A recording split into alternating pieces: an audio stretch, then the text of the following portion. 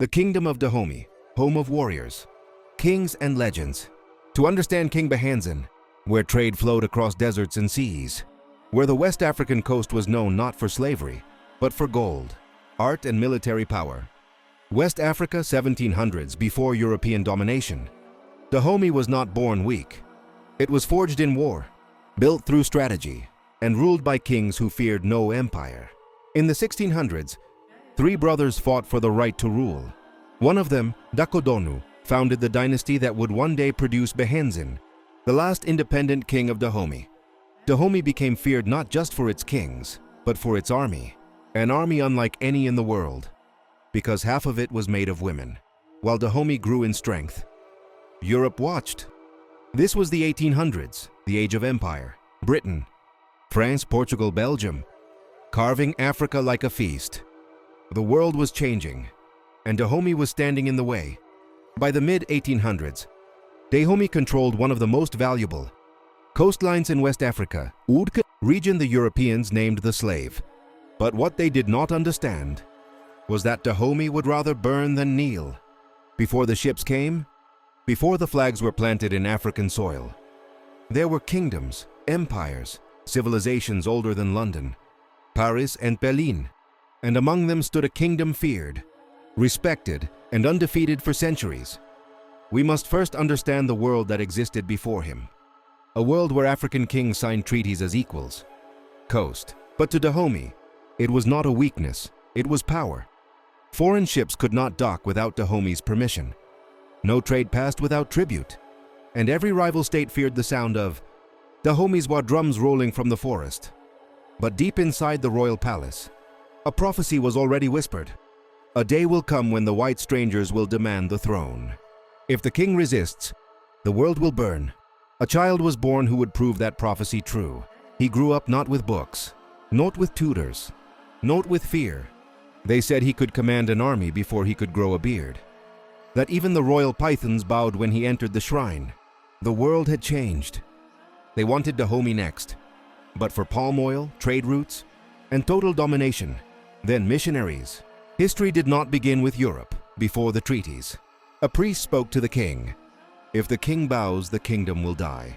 And years later, his name was Kondo, the child who would become King Behanzin, but with war drums, but with warriors, but with prophecy, that he could memorize every drum language in the kingdom. By the time Behanzin reached adulthood, the French had already taken Senegal, not just for land. They sent diplomats first, then missionaries, then soldiers. But what they did not understand was that Dahomey would rather burn than kneel. The French believed they were marching to collect a colony, but what they found was a king who would rather destroy the land beneath his feet than surrender it. The War of the Atlantic had begun, and Behanzin was ready. When King Glil died, the palace drums fell silent. The elders gathered, the people waited, and the prophecy finally returned. The one who rises now will decide the fate of Dahomey. And so, Prince Kondo stepped forward. The priest bows, the Amazons kneel. He did not take the throne as a servant of peace, but as a storm.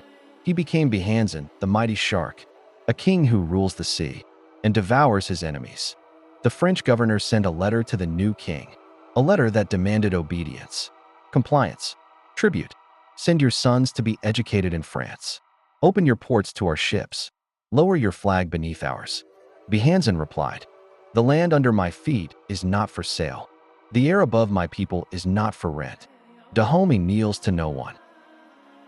Before the French even landed, Behanzin called for the elite. The Ahosi, the Amazons of Dahomey. Scene shifts, female warriors sharpening swords, chanting in formation, training barefoot in red earth. They fought like lions. They marched like thunder. They feared no man, because they had killed many. Europe wrote about them in disbelief. Women who fight like demons. But they were not demons. They were protectors. The French finally sent soldiers, confident, laughing, sure of victory. They had rifles. Dahomey had courage. The world expected a massacre, but history remembers the day the invaders ran. France did not report it as a defeat. They called it a tactical delay. But the truth is simple. Dahomey won the first battle. France was shocked. Europe was silent, and Behanzin stood undefeated. But the war was not over. It was only beginning. In Paris, the newspapers refused to believe the reports. Beaten by savages, Europe humiliated in Africa. So France did what empires do when their pride is injured. They came back with bigger guns. They did not come to negotiate. They came to erase Dahomey from the map. The messengers brought word. The ocean was full of ships. The air smelled of smoke and iron. One advisor begged him to surrender. Another suggested retreat. But the king rose and spoke only one sentence. If we lose the land, we lose nothing. If we lose our honor, we lose everything. The French opened fire from the sea. Villages burned. The sky turned black. But from the forest came the answer, the Amazons. Barefoot, unbending, singing their death song. Some were shot. Some were captured. None were broken.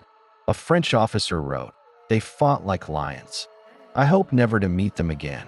The French surrounded the capital. They offered Behanzin a deal, exile in exchange for surrender. "I will not sign away the soul of my people." He broke his royal seal so no treaty could carry his name.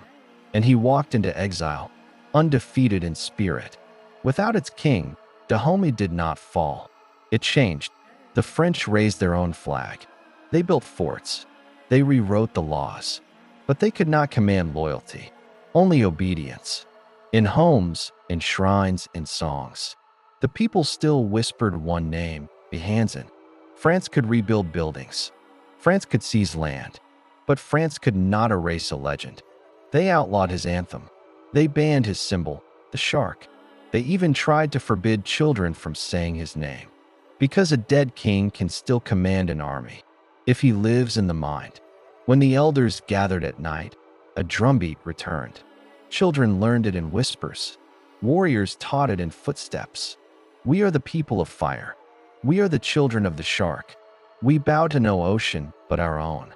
This was how Africa kept its heroes alive, not in statues, but in sound. Almost 100 years later, the world forgot. But Benin did not. Across the country, the old songs became national anthems. The shark became a symbol of strength. And Behanzin was declared, not defeated, but exiled warrior king of the nation. A king can lose his throne, but not his place in history. He was not just a king. He was a question asked by every African empire that refused to kneel. What is a conqueror? If the conquered refuses to be conquered, his kingdom fell. His people survived. His name returned. And today, across Africa and the world, the story of Behanzin burns again, not as tragedy, but as proof. You can defeat a nation's army, but you cannot defeat its memory. They tried to erase the past. We're bringing it back. Subscribe to African Untold Histories.